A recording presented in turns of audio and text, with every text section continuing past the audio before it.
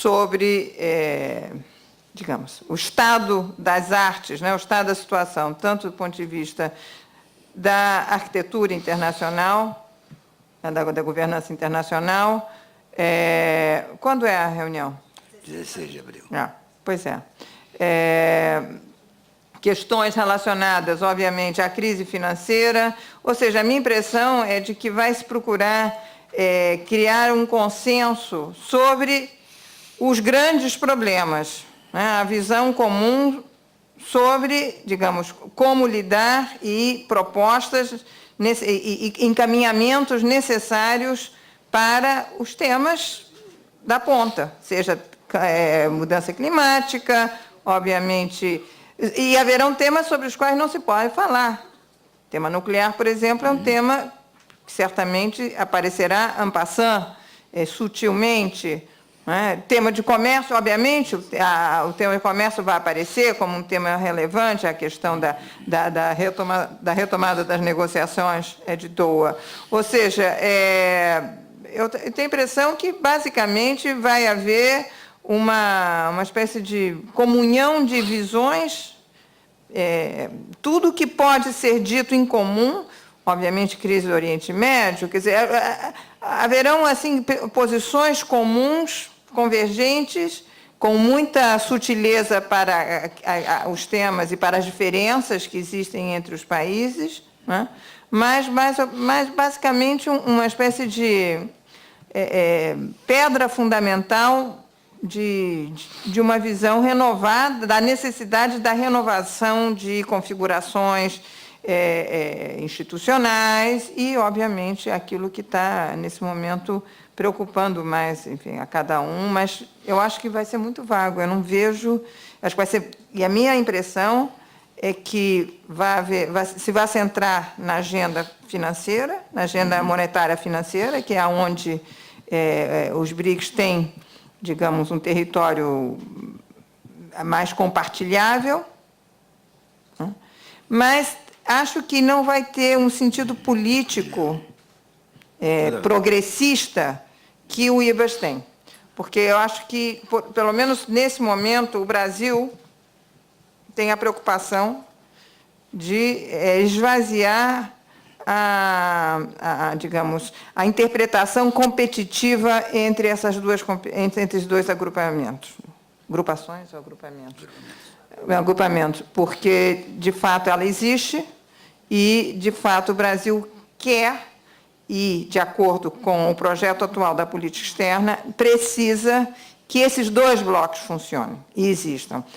Não há, para o Brasil, que é, inclusive, nesse sentido, o país que mais pontes tem entre um grupo e o outro, porque a África do Sul não está no outro, então o Brasil é o único país que não dispõe de atributos duros de poder nos dois grupos, ele precisa que esses dois grupos continuem existindo. Então, nesse sentido, a África do Sul está convidada como observadora, ou seja, existe toda uma diplomacia a ser mantida para que ambos funcionem, mas o IBAS continua sendo um grupo muito mais comprometido com a agenda Sul-Sul, com uma área de atuação, digamos, em cooperação internacional para o desenvolvimento, ou seja, com muito mais compromissos e com um compromisso, obviamente, vinculado a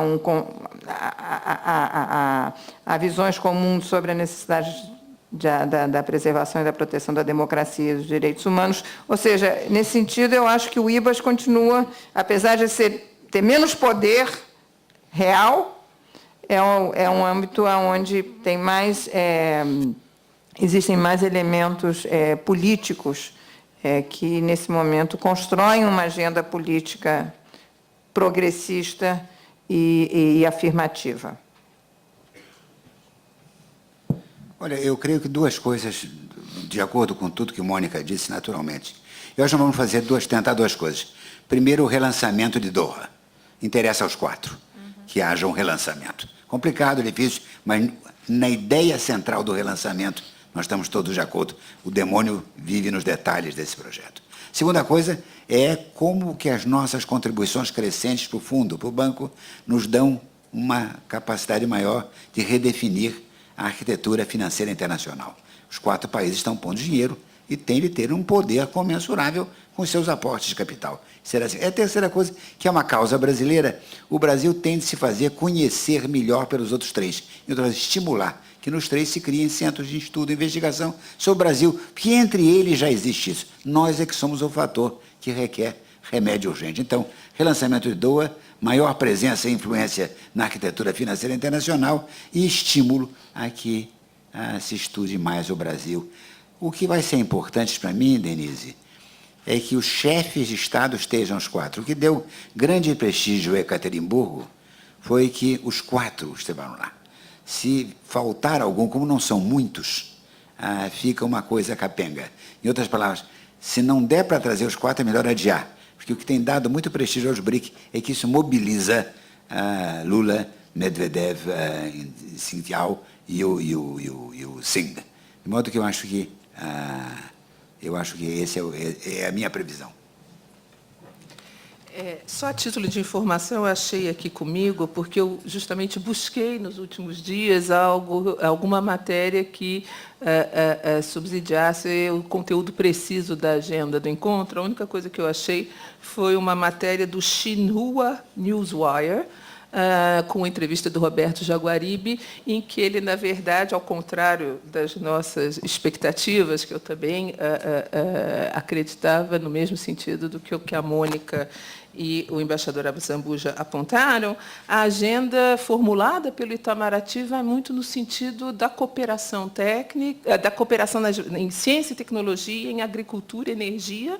É dessa maneira que está sendo formulado pelo Itamaraty, e no sentido da criação de um fórum empresarial dos BRICS. Né? Então, o discurso que o Itamaraty formulou por essa entrevista que eu encontrei iria mais no sentido da cooperação, inclusive nos modos do que a Mônica descreveu anteriormente. Acho que podemos encerrar essa mesa e agradeço a presença e a participação de todos.